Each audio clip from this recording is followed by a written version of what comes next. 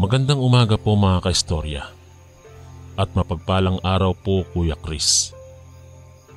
Itago niyo na lamang po ako sa pangalang Tessie. Ibabahagi ko lamang po ang aking kwento na hango sa tunay kong karanasan sa isang sorbiterong aswang. Umagang-umaga pa lamang noon nang marinig ko ang pagbulalas ni Junjun. "Nay, may naglalako ng sorbetes." Anya, na animoy nais pang humirit. Tumingin ako sa kanya. Si Junjun ang aking panganay na anak. Mayroon siyang hika na hindi ko alam kung namana ba niya sa akin o dahil lang sa aming paligid. Dahil dito, madalang lamang siyang lumalabas ng bahay para maglaro kasama ang iba pang kapitbahay naming mga batang lalaki. Sa halip, sa loob lang ng bahay ang sandigan niya. Dungaw ng dungaw sa bintana at sa mga batang naglalaro sa damuhan sa labas. Isa siyang tahimik na bata. Kaya naman nagulat ako nang makita niya ang nagtitingin ng sorbetes. Tiningnan ko si Junjun at nakita ko ang ningning ng kanyang mga mata at ang pagngiti niya. Alam ko na gusto niyang bilhan ko siya ng sorbetes. "Gusto mo bang bilhan kita?" Naitanong ko sa kanya na siya namang idinulot ng isang masigabong pagtango mula sa kanya. Halos mapatawa naman ako sa sinapit naming kaligayahan. Ngunit nag-aalinlangan ako. "O sige," sabi ko. "Pero isa lang ha." Nais kong paalalahanan si Junjun. Hindi kita mabibigyan ng marami dahil hindi pwedeng magparami ng kain ngayon. Tumango lang siya. Mukhang pumapayag naman siya. Kaya't sinamahan ako ni Junjun sa pagbaba upang bilhan siya ng sorbetes. Pagbaba namin, nakita namin ang lalaking nagbebenta ng sorbetes. Sa paglapit namin sa tindero, bigla ko itong napansing nakatitig ng todo sa aking anak. Parang natulala. 2 beses ko pang binanggit ang bibilhin namin bago niya ako pinansin at tinanong kung anong flavor ang gusto ko. Ang ipinagtataka ko, pagkabigay ko ng bayad, tinitigan pa rin niya si Junjun. Ngumiti ito, subalit hindi yung tipikal na pagkakangiti na iyong masasabing kaaya-aya. Yung ngising halatang nang aakit at makukuha ka pa. "Bili ka ulit sa akin ha," sabi pa nito kay Junjun. At doon medyo nahiya din ako. "Magpalakas ka," sabi pa niya. Nakiramdam ako ng ilang saglit. Subalit mukhang wala naman masamang hangarin ng manong. Siguro nga ay gusto lang ng kaunting kita. Kaya't kaagad ko namang inakay si Junjun pabalik sa loob ng bahay. Bago tuluyang magsara ng pintuan namin, tsaka ko palang napansin na nakatingin pa rin ang tindero ng sorbetes sa amin, na ngayon ay tumatawid na pabalik sa kabilang kanto. Pinahid pa nito ang kanyang labi na tila may tumutulong laway sa bibig nito. Kaya minabuti kong ipinagpatuloy na ang aking pagpasok sa loob ng bahay. Wala namang nasaktan sa pagngiti lang. Isang magandang umaga ang nadatnan ko. Ngunit ang tingin ng manong sa aking anak ang nagtulak sa aking diwa na mabahala ng kaunti. Marami pa akong gagawin sa loob ng bahay at wala na akong oras para isipin yon. Inaya ko si Junjun na bumalik na sa aming kwarto habang kumakain siya ng sorbetes na kanyang nabili. Ang agos ng panahon higit na matapat ang isang panganay na anak na mayroong hikang pumipigil sa kanya ng lubusan. Ang aming magandang umagang nagpapaalala ng sandali ng kanser ng panahon na nagsisimula sa kanyang kondisyon. Kinagabihan din nun, nang pumasok ang dilim at kumalat ang ningning ng mga bituin. Habang abala kaming mag-asawa sa paghahanda ng aming hapunan, bigla kaming naalarma nang marinig naming ubo ng ubo at hirap huminga si Junjun mula sa aming kwarto. Nang pumasok kami, nakita naming nakasandal lamang siya sa pader habang nagpipigil ng kanyang hika. Mukhang sinusumpong na naman siya ng kanyang sakit na hika. Halos nataranta kami. Dali-daling hinugasan namin ang aming palayok at nilagyan ito ng mainit na tubig para mag-inhale siya ng steam. Ito lang kasi ang magagawa namin sa ngayon dahil malayo kami sa bayan upang madala siya agad sa ospital.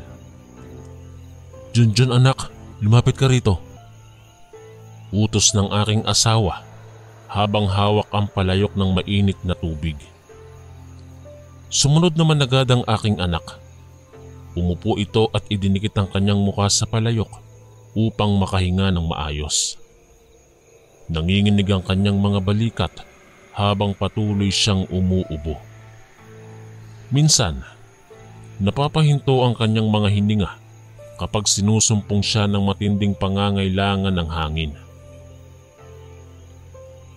Bandang 10:00 ng gabi, lalo pang lumala ang kondisyon ni Junjun.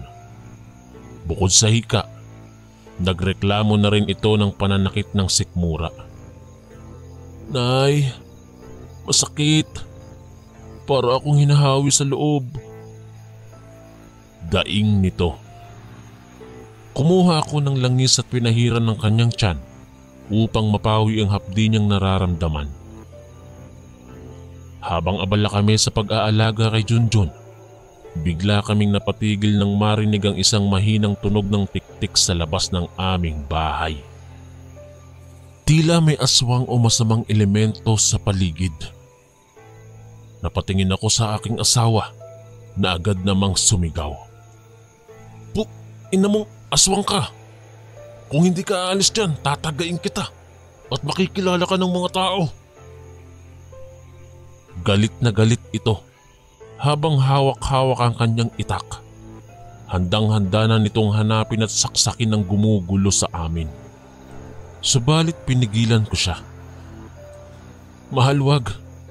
Baka mas lalong masama ang mangyari kung lalaban tayo. Sabi ko rito. Alam kong walang laban ng mga karaniwang tao laban sa mga nilalang ng dilim.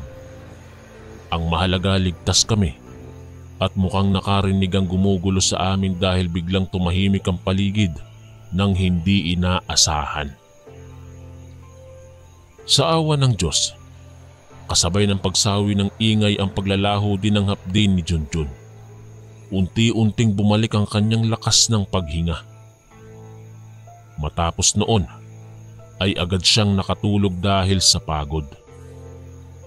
Habang si Junjun ay mahilig ng natutulog, nagpasya kaming mag-asawa na magbantay hanggang 2:00 ng madaling araw o hanggang marinig niya ang unang tilaok ng manok.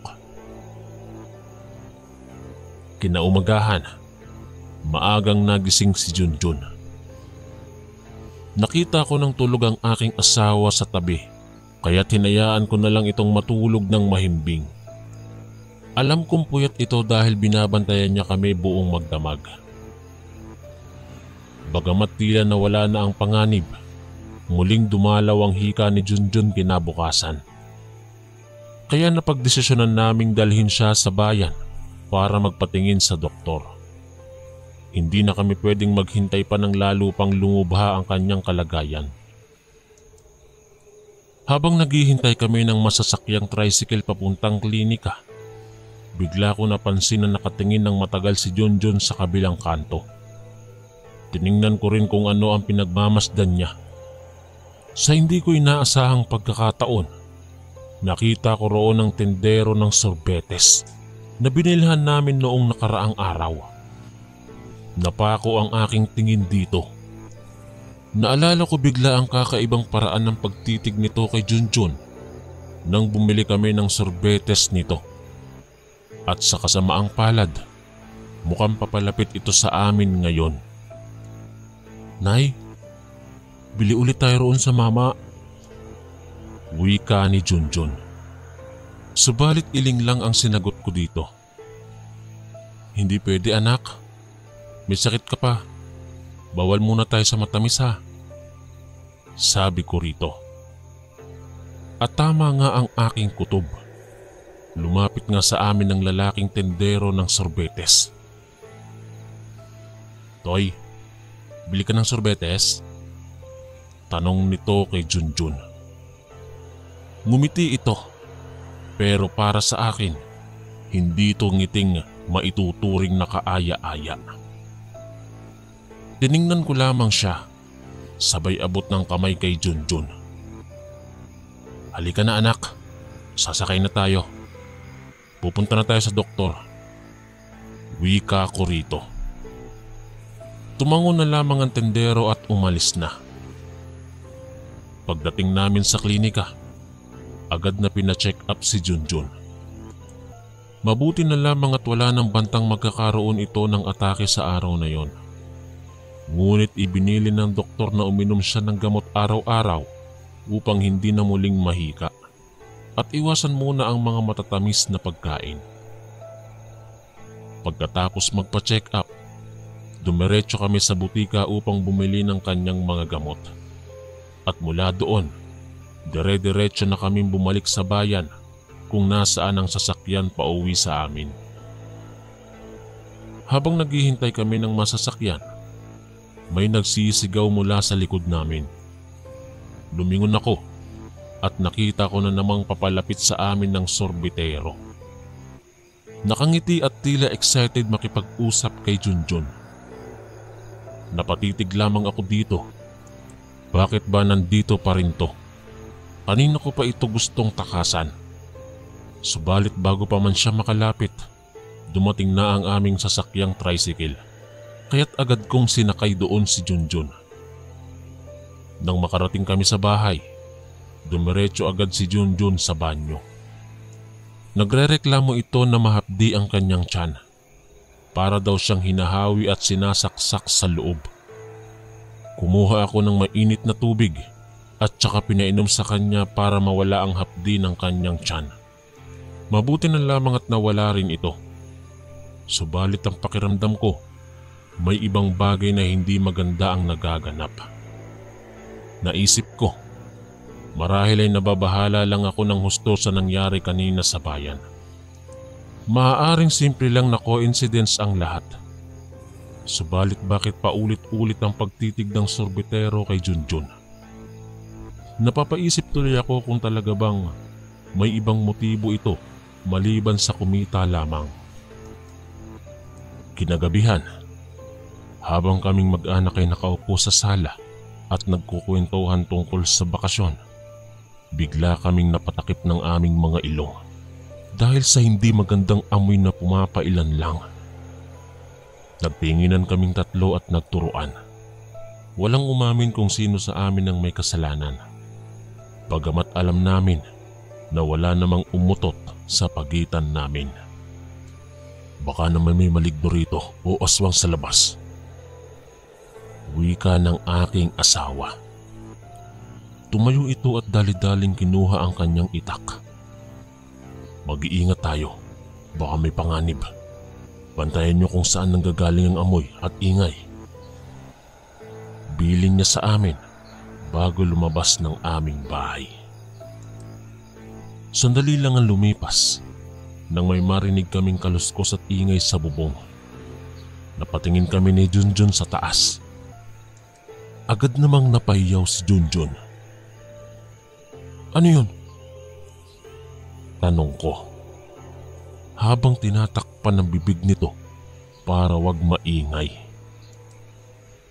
Maya-maya pa, may narinig na kaming mahinang tunog ng tik-tik sa labas. Paulit-ulit ito. Signos iyon na may aswang sa paligid. Agad akong tumayo at binuksan ng ilaw, tsaka hinanap ang aking asawa. Nasa labas na pala yun at tinatanaw ang aming bubong gamit ang flashlight. Napakalakas ang sigaw nito sa inis. Dito ka sa bubong ha? Gusto mong kainin ng anak ko? Walang yaka. Dinig kong wika nito bago umakyat sa aming bubong. Sunod-sunod din ng kalampag at hayag na may nagaganap na labanan sa taas. Naririnig ko rin na nagmumura pa rin ng todo ang aking asawa na tila ba pinagsasabihan ng isang bagay.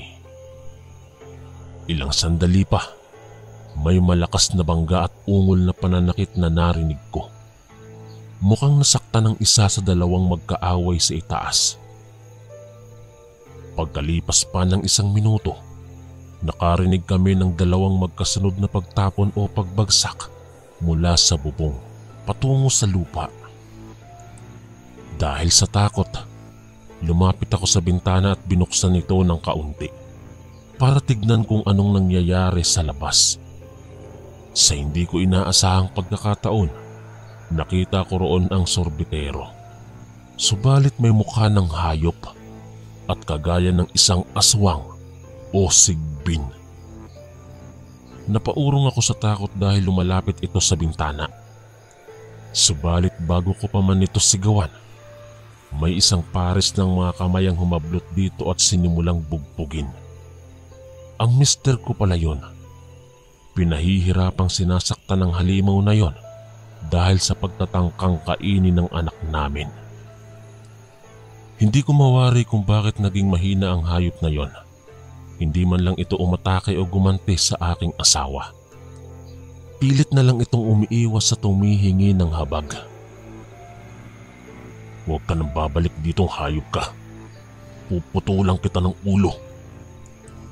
Sambit ng aking asawa dito bago buulin pa ito ng isang sipa sa tagiliran at hinayaan ng umalis na. Mukha namang nasindak ang aswang. Pagpasok ng aking asawa sa loob, inulit niya lang ang kanyang babala na wag nang gagambalang muli rito ang nilalang na yon. At mula noon, hindi na kami muli nitong binisita. Matapos ang nangyaring pananakot at pang-aaswang sa amin ng hayop na yon, nag-ingat na kami ng husto tuwing gabi. Tinabihan ko si Junjun hanggang sa makatulog ito ng mahimbing habang nagpapatuloy sa pagbabantay ang aking asawa. Hindi na kami muling nagkaroon ng kakaibang pangyayari tuwing gabi. Bagamat patuloy pa rin naming naririnig ang huni ng tiktik sa labas ng aming bahay. Isang gabi, narinig ulit naming may umaakyat at gumagapang sa bubong. Kaagad akong napatayo at nagmamadaling padlakan ng lahat ng aming pintuan at bintana. Tinabihan ko si Junjun at sinabihan ko ito na manatiling tumahimik. Huwag kang bibitaw sa akin, Junjun. Bulong ko rito. Yumakap ito sa akin, nanginginig sa takot. Ilang sandali pa, narinig naming muli ang boses ng aking asawa. Sigaw ng sigaw ito. Pinagsasabihan yung nagtatangkang pumasok ulit. Maya-maya pa, may ginambala mula sa bubong patungo sa lupa. Marahil ay isa na namang pagtatangkang mang-aswang. Ginanahan akong buksan ang aming bintana ng kaunti upang subukang tignan kung ano ang nangyayari. Napatakip ako sa bibig sa takot nang makita akong papunta sa amin ng sorbitero na ngayon halatang halata ng aswang nga ito. Bumunot ang aking asawa ng kutsilyong nakatago sa bulsa. Tinutok nito ang talim sa batok ng hayop at sinabing, "Lumayas ka na sa lugar na ito at huwag nang bumalik pa. Kung hindi..." Hindi na niya natapos ang kanyang banta dahil biglang tumakbo palayo ang nilalang. Umiiyak at humihingi ng tawad. Sinundan pa ito ng tingin ng aking asawa hanggang tuluyan na itong nawala sa aming paningin. Wala na siya. Tiyak na hindi na yun babalik. Wika ng aking mister. Pagpasok sa loob ng bahay, humugot kami ng malalim na hininga ni Junjun. Sa wakas, natapos na ang aming problema. Simula noon, tahimik na ang aming mga gabi. Walang ibang naririnig kundi ang mga kuliglig at tunog ng mga normal na insekto sa labas. At higit sa lahat, hindi na namin muling nakita pa ang sorbetero. Hindi sa aming lugar, sa bayan man o saan pa man. Hanggang dito na lamang po ang aking kwento mga kaistorya. At maraming salamat po sa pagbasa ng aking kwento, Kuya Chris. Ang inyong kaistorya, Tessie. Maraming salamat po mga kaistorya sa pakikinig. At kita-kits po ulit bukas para sa isa na namang nakakatakot na kwento. Ito po si Kuya Chris, ang inyong kaistorya. God bless po at ingat po lagi.